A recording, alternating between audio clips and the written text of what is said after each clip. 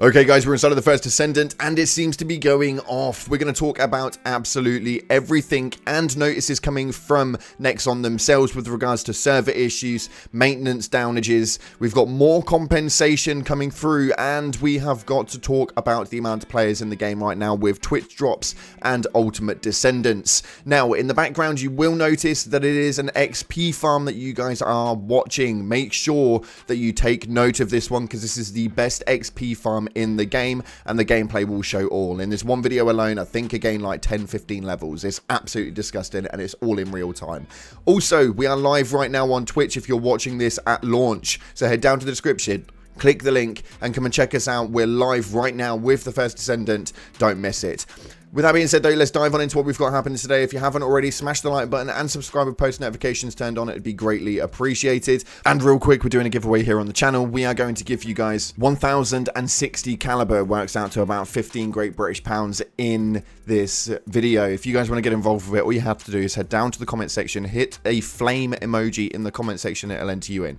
We'll announce the winner via the community page and the giveaway announcement sector of the Discord, which is over 10,000 First Descendants large. Flame emoji in the comment section and we can dive on into it. But starting off, we have got a issue with the connection inside of this game. As of yesterday afternoon, we had this post go up right here where it states, we have noticed that the game connections are temporarily unavailable. Game connection errors, and we apologize for the inconvenience caused by this error. We are promptly working to identify the cause and resolve it. Once it's resolved, we'll take prompt notice. Now, I myself had issues all night to the point where I just switched off and just left it until this morning, and we're now back up and running. But as of last night, they've found loads of connection issues that were mainly MS network errors, and they have been completely transparent about this. Now, they have been waiting for MS to recover, then they've obviously had to work that one through. Late last night at around 1 AM UK time, they posted up this post right here. We would like to inform you our servers are under maintenance on the 3rd of the 7th, which is a Wednesday, and we apologize for the inconvenience this may cause. The maintenance schedule had no end time and we were all just waiting for the post to come through. They were obviously working on maintenance finish time will be updated soon and the gameplay will be unavailable during this maintenance period. Obviously, it's a live service model game and everything works on the servers. Now it states right here, the maintenance schedule and contents are subject to change based on the progress and the improvement of the server and instability issues happening inside of the game. Then we had another post at around 4 AM stating that the server maintenance has been completed and the gameplay is now available. We apologize for the inconvenience caused by the extended maintenance and have prepared compensation.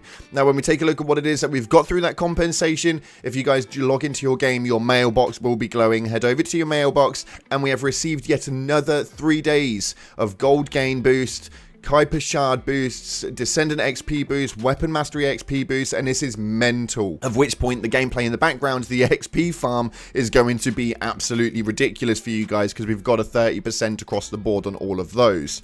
Now they have been put through immediately, so when you go into your character screen, you can see on the top right corner, when you hover over it, you'll see all of the boosters that you've got going right now, and they'll be at around 5.5 to 6 days, considering a lot of you guys lost hours upon hours upon hours of it late last night. They've obviously given us more compensation for this XP grind, which is pretty damn amazing considering it's only like 15% boosters in the actual battle pass itself, which you actively have to pay for. Now, what is this doing to the game? It's absolutely insane, mainly because the game is in a really weird state right now. As we can see via the Steam DB, we had around 2,000 odd players actually playing through this early hours, around maybe 15-20,000 at tops, and then the moment that the servers went live, it jumped up to 158,000. That really shows exactly how many people were waiting at the gates, ready to jump on in and start playing the game.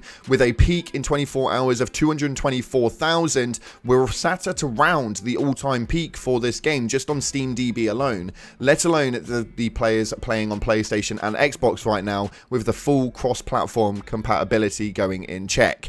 This is absolutely incredible when something that we've not seen from a looter shooter in quite some time, and something that we genuinely have to appreciate, mainly because the looter shooter genre is renowned for bringing games out that actually come, die, disappear, hit the looter shooter graveyard, and we never speak of them again. Rest in peace, Anthem. Nonetheless though, the reviews are starting to get a bit higher with around 50.81%. being positive reviews. This is exactly half of the amount of Steam players that have been playing have reviewed this on a good state. This is a good thing. Positive, negative, we'll have to wait and see. A lot of it is going to be down to the monetization factor and the fact that we've had so many server issues. People are really click heavy, and people will always write a negative review more so than a positive one. So we'll have to see exactly how this pans out once the game stabilizes and actually goes into its general format. Now, this is something that is quite a big thing. This is a live service model, looter shooter, so much going on. It's live simultaneously across all 3 platforms, and I think that's kind of something we need to take into consideration. We kind of expect everything to work straight off the bat, and then every time a new game launches and they have a delayed launch and they have issues with the servers and they have issues with this and issues with that, we as a community all decide to kick off and everything goes carnage fest. And it happens every single time a new game launches, especially one that involves a server-based live service model such as this one. We had the same thing with Outriders, we had the same thing with Anthem, we have the same thing with every single Destiny DLC that is known to man. We always say the same thing. Now, one thing that we are having issues with right now is the Twitch rewards and the beta tester rewards. They are apparently working on that today. It has been quite a big problem. Me myself can't even connect my Nexon account up to all of this stuff because it restarts my progress. Now, I've put in nearly 30 hours into this game already, and there is no way on this earth I am restarting that. So we'll have to see, hopefully, that they manage to get a fix for that one. If you guys are having issues connecting your accounts, or even if you have connected your accounts and still haven't received your rewards, then that's obviously, again, going to be a bit of a problematic situation. But apparently they are working on that today. As to how that actually works and whether it works or not, we'll have to wait and see. But another conversation that we need to have right now is with regards to the Ultimate Descendants. There is massive rumors going around. These things are quite pricey to purchase, working out at around 80 Great British pounds if you guys are wanting to purchase it outright. And if you want the full bundle, it's going to be at around 100 Great British pounds. To a free-to-play game, I kind of expected this sort of thing, especially when it comes from Nexon. But nonetheless, they're stating here that if you want to get an Ultimate Descendant, has anyone managed to farm it and unlock them yet? Someone read apparently that it'd been done the maths and it's around 4,100 hours to unlock. Is that really true? Now, obviously, you have to finish the game to get some of the materials in hard mode. The massive notice about 4,100 hours is definitely not true. The massive math count that was done throughout this one is absolutely ridiculous. It is definitely not going to take you anywhere near that amount of time to get an ultimate player, but you are obviously going to have to complete the game, run through all the storyline, and play through the hard mode to get some of the materials to be able to get these Ultimate Descendants. If you do so wish to want to play and pay for said Ultimate Descendant, then you obviously can do, but you don't have to. It's not a requirement. You can get it the legitimate way.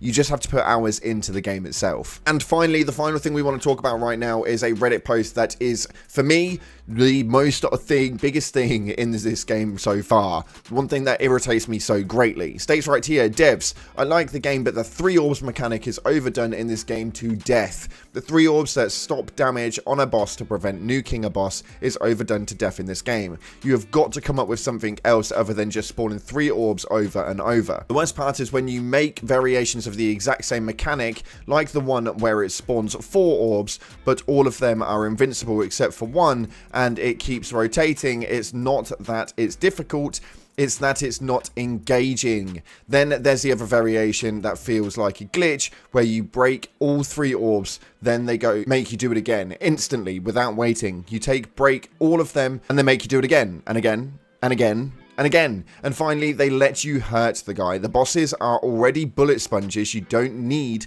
these time gating things in place. But if you feel like you do, then make something different, not just the same orbs over and over again. Now, that for me is probably the biggest thing. The mechanic is made worse when you have to fight a boss in a cave or something like that. The orbs clip through the walls, they clip through buildings. It's absolutely frustrating as hell. The first few times that novelty of those orbs was incredible, and I think on some bosses, it works very, very well. The fact that they're on every single boss, though, is actually irritating beyond belief. We do need some new mechanics when it comes to that sort of degree, and hopefully next time you are listening to this or have seen that post or something, and we start to experience some different gatewaying to the damage output when it comes to this game. And we'll just have to see exactly how it pans out, but that is unfortunately all we've got time for today. Make sure you stay tuned to the channel though, because we are going to keep you on top of all news happening with the servers and everything happening in game right now, and hopefully you have enjoyed the XP farm in the background. It's a bloody big one and it works tenfold. You can see where my leveling's at.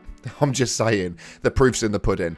If you haven't already, make sure you like and subscribe. Thank you so much again for watching, guys. I appreciate all your faces, and until the next time, I'll see you in the clouds.